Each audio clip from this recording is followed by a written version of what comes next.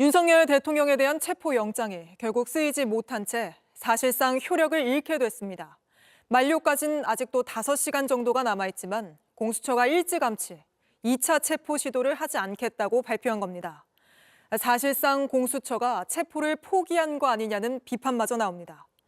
하지만 공수처의 이런 대응과는 무관하게 윤석열 대통령에 대한 체포영장이 발부됐던 조건 중 달라진 건 하나도 없습니다. 오히려 영장 집행을 불법적으로 거부하는 윤석열 대통령의 태도가 신병 확보의 필요성을 더 키운 상태입니다. 이제 경찰도 다음 영장 집행을 막으면 경호처까지 모두 체포하는 걸 검토하겠다고 의지를 밝히고 있습니다. 그런데도 극우 유튜버들은 우리가 승리했다며 환호했고 관저 앞으로 몰려간 국민의힘 일부 의원도 불법 영장이라 무효라고 아전인수식 해석을 내놨습니다. 먼저 공수처의 발표부터 김혜리 기자가 보도합니다. 공수처는 12.3 내란 사태 이후 윤 대통령에 대한 긴급 체포까지 거론하며 수사 의지를 드러냈습니다. 저희들 상황이 되면 긴급 체포 또는 체포영장에 의한 체포를 시도하도록 하겠습니다.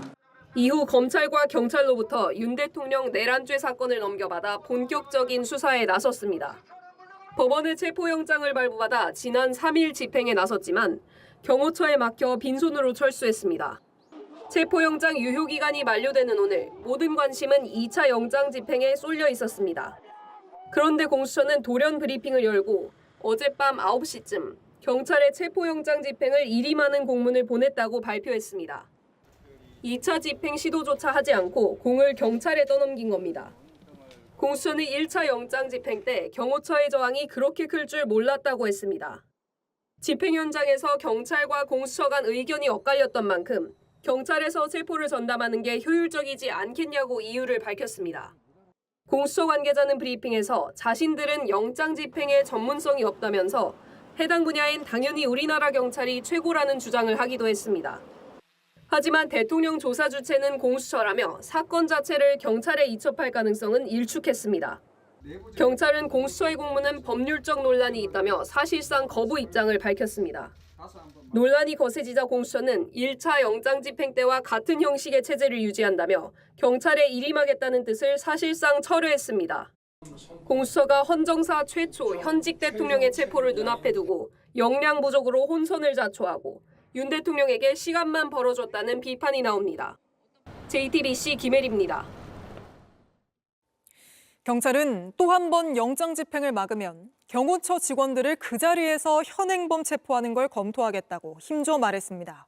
그러면서 경호처가 인간벽을 쌓아 집행을 막는 과정에 일반 사병까지 투입했다고도 했습니다. 이은진 기자입니다. 첫 체포영장 집행 당시 일부 군인들은 몸으로 공수처 수사관을 막아섰습니다. 경찰은 이 당시 경호처가 수도방위 사령부 소속 일반 병사들을 동원했다고 밝혔습니다. 나라를 지키기 위해 입대한 병사들을 사실상 방패막이로 내세운 겁니다. 경찰은 만약 2차 체포영장 집행 때도 경호처 직원들이 막아선다면 현행범으로 체포하도록 검토하겠다고 강조했습니다. 또 윤석열 대통령 체포를 적극적으로 시도할 계획이라며 대통령 소재도 파악하고 있다고 밝혔습니다. 머뭇거리는 사이 경호처는 노골적으로 관저 요새화에 나섰습니다. 어제 새벽부터 관저 입구를 버스 6대로 빈틈없이 둘러쌌습니다. 버스 한 대로만 입구를 막았던 1차 집행 때보다 더 촘촘해진 겁니다. 정문은 두터운 차벽 4겹으로 막히고 그나마 접근 가능한 옆길도 철조망을 둘러쳐 접근 자체가 어려워졌습니다. 철망에다 건드리면 몸을 찌를 수 있도록 뾰족한 그런 침을 다 매달아 놓은 거죠. 경찰은 경호처 저지선을 뚫기 위해 특공대를 투입하는 방안을 검토하고 있습니다. JTBC 이은진입니다. 대통령 경호처가 이렇게 윤 대통령 체포를 결사적으로 막는 배경에는 이른바 김건희 여사 라인이 있다는 주장이 야당에서 제기됐습니다. 윤건영 민주당 의원은 경호처 관계자들의 실명을 언급하면서 이들이 김 여사 라인이라고 주장했습니다. 이승환 기자입니다. 지난 3일 윤석열 대통령 체포영장 집행 과정에서 대통령 경호처 직원들은 버스 등으로 차벽을 세우고 팔짱을 낀 채 온몸으로 공수처 수사관들을 막았습니다. 경호처가 이렇게 결사적으로 나선 배경엔 경호처 수뇌부를 김건희 여사 라인이 차지하고 있기 때문이란 의혹이 제기됐습니다. 실제로 경호처에서 소위 잘 나갔던 사람들을 김건희 라인이라고 하는데 그래서 경호처가 제 역할을 하는 게 아니라 윤석열의 사병으로 되고 있는 그런 형국인 셈입니다. 윤건영 더불어민주당 의원은 김건희 여사 라인으로 김성훈 경호처 차장과 이광우 경호본부장, 김신 가족부 부장 등을 지목했습니다. 윤 의원은 체포영장 집행 시도가 이뤄진 이튿날 이 본부장이 간부들을 불러 모은 자리에서 군과 경찰이 우리를 배신했다. 경호처가 대통령을 지켜야 한다는 식으로 분위기를 다잡은 걸로 안다고 전했습니다.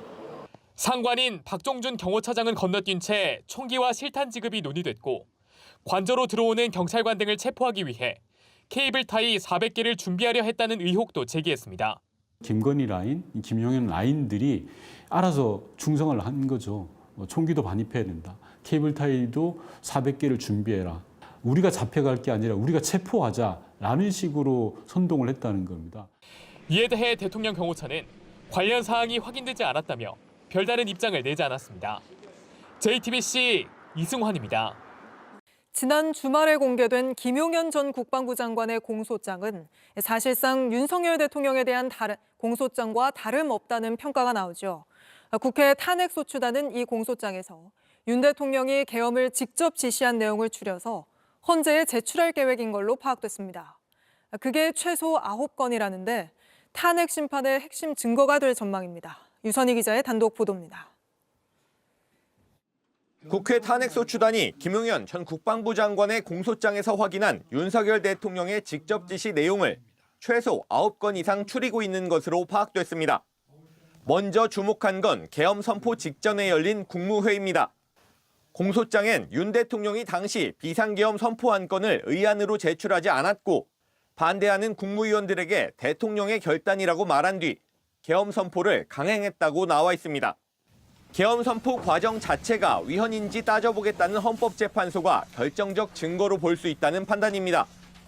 또 최상목 경제부총리에게 국회 자금을 끊고 국회 비상입법기구 관련 예산을 편성하라는 문건을 줬다는 공소장 내용, 조지호 전 경찰청장에게 수차례, 이진우 전 수방사령관에게 최소 3차례, 곽종근 전 특수전 사령관에게 최소 1번, 총을 쏴서라도 문을 부수고 들어가 국회의원들을 끌어내라고 지시했다는 부분은 계엄의 내용과 과정이 위헌이라는 것을 넉넉하게 입증할 수 있을 것으로 보고 있습니다. 군대와 경찰을 동원하여 국회를 봉쇄, 진입함으로써 계엄해제 요구권 행사를 포함한 국회 활동을 방해한 행위. 소추단은 헌법재판소가 주목한 위헌적 체포단에 대한 윤 대통령의 지시도 김 전 장관의 공소장으로 입증할 수 있다고 봤습니다. 피청구인의 정치인, 법조인, 언론인 등 주요 인사 체포 지시에 관한 사항이 검찰은 공소장에 윤 대통령이 홍장원 전 국정원 1차장에게 국정원에 대공수사권을 주겠다면서 싹 다 잡아들이라고 지시한 사실을 확인했다고 적었습니다. JTBC 유선입니다. JTBC 뉴스를 시청해 주셔서 고맙습니다. 저희는 저녁 6시 30분 뉴스룸에서 뵙겠습니다.